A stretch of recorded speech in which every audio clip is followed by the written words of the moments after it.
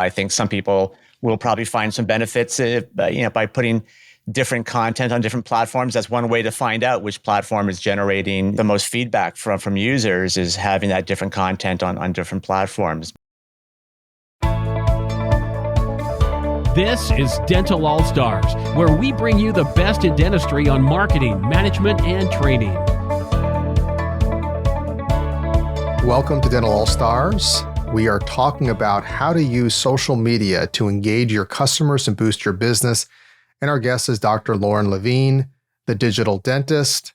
Need I say more? Welcome, Lorne. You need say no more, but thank you. A pleasure to be here. Awesome. So you're a big fan and you've been doing social media before it was cool. Don't you have like a tradition? What has been like 10 years in a row you've been posting like every day? What is the tradition you have? It's longer than that. I actually started, I've had a blog forever, and I started it a few years before my son was born, and he's 17 now. And I even did it the night he was born. I had to rush back to the house and get it in like at 11:58 at night to make sure I got it in. Since then, I've automated a little bit more so that I can, plan stuff out weeks or months ahead of time. But I don't think I've missed a day of some type of social media posting in like 19 years. So I try to get stuff out there. So you were doing this before even Facebook was a thing, and Instagram and all that. What social media platforms are you on? My biggest ones are, Facebook. I've got about 10,000 friends and like 18,000 likes. LinkedIn, I've got about 24,000 connections. Twitter, about 17 or 18,000.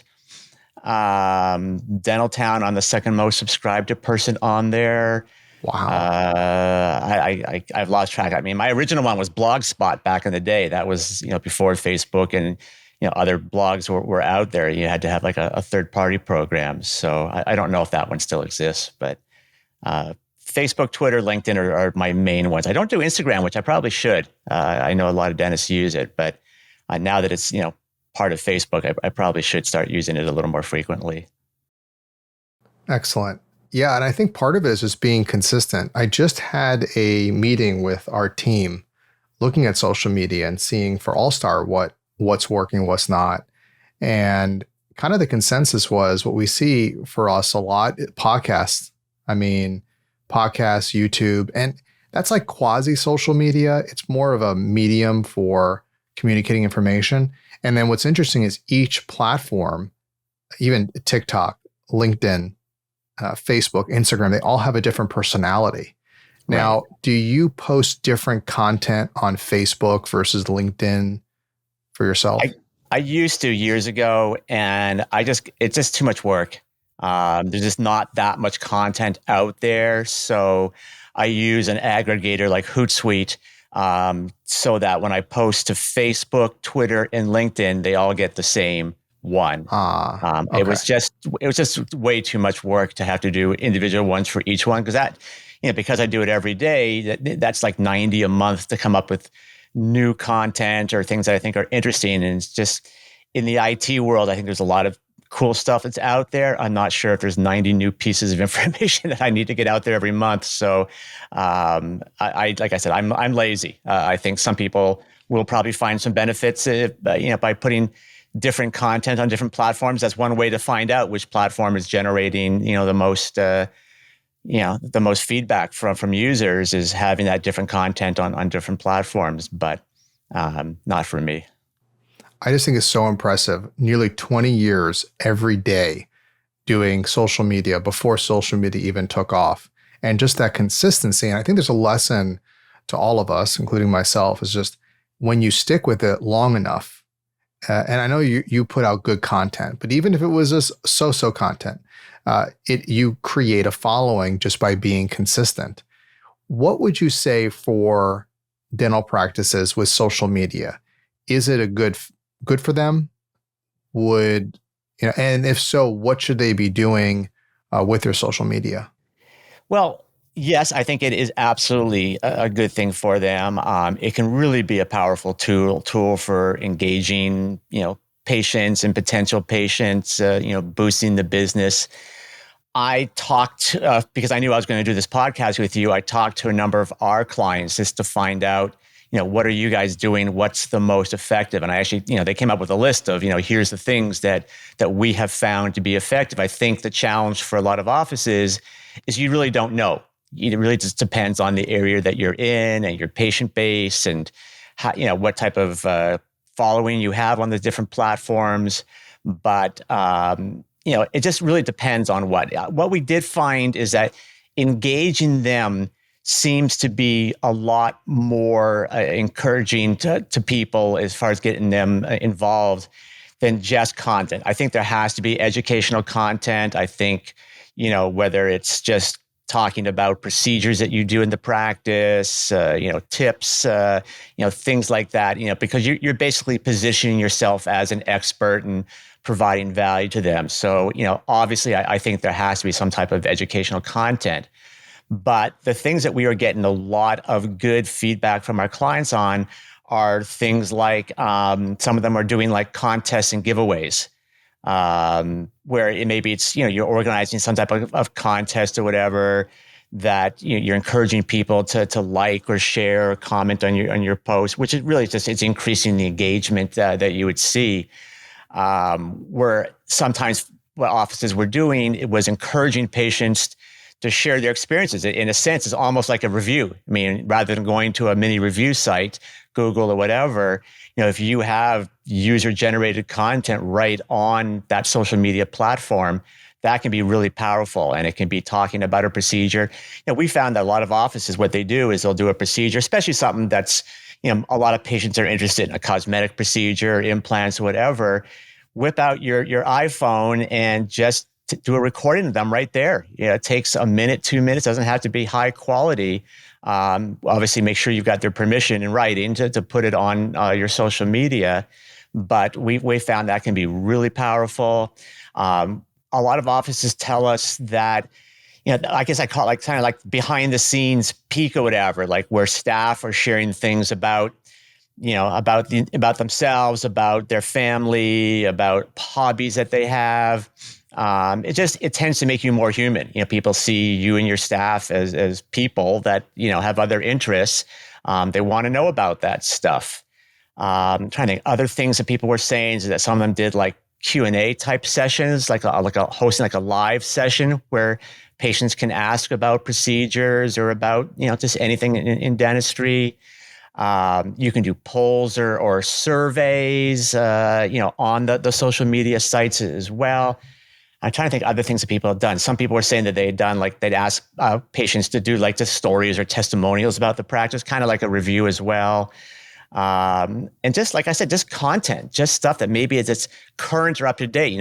Scour the news. There's always stuff out there about something in the dental community, current events or trends. It doesn't have to be just dentistry. It could be on HIPPA. It could be on insurance. It could be something that you think is going to be, of value or importance to your patients, and just get it out there. And you kind of alluded to it. It's not so much that it has to be great content every time. You just have to be consistent. Just get something out and try switching it up, and you'll be able to tell. There's all kinds of ways, whether it's through analytics or other ways, that when you put stuff on your social media, it's very easy to be able to tell, here's, the type of engagement that we got, here's the feedback that we got, and then stick with what works. As I said, I have no idea what's going to work in your individual practice. I just know there's, it's kind of like the throw it against the wall and see what sticks type of mentality. Try different things and see what comes back and go with it. Yeah, be willing to experiment. And I think it is important to be consistent. You mentioned aggregators where at the very least you can post it once and it's sent to all of your social media platforms. And there's also, like you said, testing and having a variety of different ways to engage. So there's the branding aspect of it, about talking about your business. There's the educational component where you are going to be talking about some issue in dentistry, the oral systemic link. We see a lot of that. You mentioned even talking about privacy issues with HIPAA and how, that's your area of expertise, and talking about what you do. Because in an office, people will worry about their privacy or worry about, their health, and making sure that you in our office, we're doing these things, and here you can learn more about what your dentist should be doing. And then there's also, some of them are going to be silly and fun. TikTok, you got to be very silly and provocative, and it depends what audience you're going to. And so it's just testing out and seeing, like you said, the analytics, what is working the best. And you alluded to it. What we found too in our research for our social media, when we engage more with people, when we did like the office manager of the month and they shared, the other thing is that they're sharing. It's not just you're posting, but they're getting interaction. Right. That's the key. So consistency, number one, got to do it. And second, you got to find a way to get them to interact, something that's going to get them to comment, to share, to like, to get something going. I know a lot of dentists will do, yes, you have specials, but you might have a toy drive, or, I know a lot will do, come to our office and we'll exchange candy for, I don't know, they give you toothbrushes or something. Yeah, but there's charitable things too. I was part of a group for years called Climb for a Cause, where we climbed mountains, and what it did is it encouraged dentists to basically, market what they were doing to their patients, try to get them, come to a party and help support the cause. And it just created so much goodwill in the community. Oh, Dr. So-and-so is, raising all this money to build dental clinics in Vietnam and Cambodia, and he's climbing this mountain, and, in order to do that. And it's just, just great feedback. It's positive all around. So things like that, I think, are just so valuable for a practice. No, absolutely. Absolutely. So, okay. So we're being consistent in what we're doing. We're checking what works. We're also doing a variety of types of social media, and also delineating per platform. Now, I have to put it out there as well. This is something we promote a lot, but we do have help with social media in terms of some of our coaches will actually do it. It's a little side thing. They actually help post because offices aren't getting it done. So they're posting things that they know work. They're mining the comments. So that's always good to do something. It's very inexpensive. That's a service that you provide for your client? We do that. Yeah. I would highly recommend people take advantage of that. It's not just that a lot of offices don't have the time. It's just, they don't have the experience or the expertise to know what to post and when to post. There's a whole market, section that this deals with, what time of the day should you be posting? And, there's all this type of stuff that you have experts that know this stuff. I think most dental offices, and me, I certainly don't know. I just kind of throw stuff out there. But your area, yeah. That's critical information for people to have: what to post, when to post, how to post. I would highly recommend that people take advantage of that. It's more of a stopgap because it needs to get done. So the ways we can talk about how it gets done. One, what I would recommend is if you have somebody in your office that is enthusiastic about that, like the person that does the social media for our dentist also does the social media for us, and she's very passionate about it. So you want to build on that passion. So certainly somebody in your office, I know some dentists are really good and they're into social media. Great, do that. But in any analysis that I look at, I have this way where, because we have a hiring service as well, and that's part of, do I do it or have somebody else do it? So the question you have to ask is something that I love to do? Then the question you have to ask, am I good at it? And then the third question, even if both those check off, is it the best use of my time? Doing this or spending my time building my business is making thousands of dollars an hour? That's the question you have to look at. Right. So you also could have, for social media, something can be done in-house in your office. Now I would say this as well. We work with a lot of marketing companies. I don't want to step on toes. If they do social media as part of their campaign, have them do it. But if all that fails, you're not getting it done. Your marketing company isn't doing it. Our coaches will do it for you. Okay. So you can reach out. We call it Get Social, and we do that. So it just that speaks to that consistency part, that it needs to get done. And often we're always creating services and products based on just, it's got to get done. People were complaining, well, I'm not going to train. That's our main thing, training your team. I can't do your training program. I can't coach my team because I don't have the right people. So we built a hiring service. Well, I'm not doing social media. That's easy. So you just got to make sure that these gaps with the digital dentist, Loren Lavine, how's my cybersecurity? How's my HIPAA situation? How's my computer system? Like, we have to check these boxes off. Granted, we'd love you to be the number one social media dental office in the nation. That's great.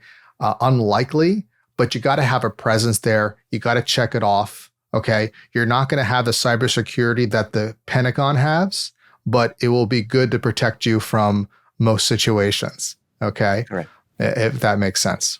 Yeah, it makes perfect sense to me. Excellent. So do you plan on doing social media for another 20 years, Loren? I'm not sure if I plan on doing this for another 20 years. Then again, I got, my son's, I got 2 more years of private high school, and nice. Then off to college for who knows how long. And I think he wants to do something in the cybersecurity realm. So, which wonderful. means that a bachelor's is not going to cut it. So, no, I think I'm going to be working for another 10 plus years, but I'm not sure if I'm going to do the social media. Well, don't go anyway. Dentistry needs you. Tell us a little about. Thank you. I'm not going to listen to. Like I said, I got bills to pay. I bet they're not going anywhere. So I'm not going anywhere. So we got to keep you. Go ahead. I was going to say, at one point I dreamed about retiring in 65, but maybe add 20 to that. That may be more realistic. Well, but then you start playing tennis and you keep injuring yourself so much. So we got to keep you working, Loren. So I appreciate you sharing about social media. It's not one of the services you provide, but you do. Tell us a little bit about the digital dentist. I know that we do this tech talk once a month and people hear about us, but for those that are unfamiliar with you and some of the services you provide and they want to learn more about you, tell us about the digital dentist. Yeah, so the way that I describe it to people is that we're full service dental IT company that specializes in cybersecurity and HIPAA. We still get computers for offices and set up their networks and monitors and digital x-rays and cameras and cone beam and all that type of stuff. But a lot of dental IT companies can do that as well. One of the things that I was surprised of as I've gotten, I've been 20 plus years in this industry, is that something like a risk assessment, which by law you have to do, it's a HIPAA law, and really it really has to be done by someone who's familiar with IT, because part of that risk assessment is evaluating everything from encryption to user accounts to network shares, all that type of stuff. There are so few dental IT companies that do that, and it just kind of blew me away. Like, why wouldn't you do it? It's time that we charge for. It's required by law for our clients. So we do all of that stuff, and everything from backup to firewalls to patching, application whitelisting, anti-ransomware protection, basically anything IT related. And there's certain things that we don't do, website design, for example, that we have plenty of partners that we work with that we can refer them to. But typically someone will call me up and say, hey, I think I need to upgrade my technology, or I'm not sure if my local IT is doing everything we should do.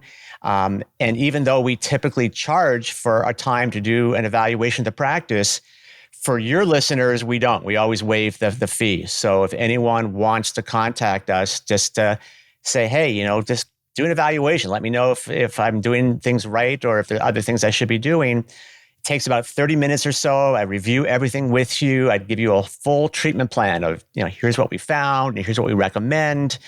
Here are your options. Here's what all the different options would cost. And if you're interested in that, you can just go to my website, which is thedigitaldentist.com. Right on the front page there's a thing that says, complimentary consultation.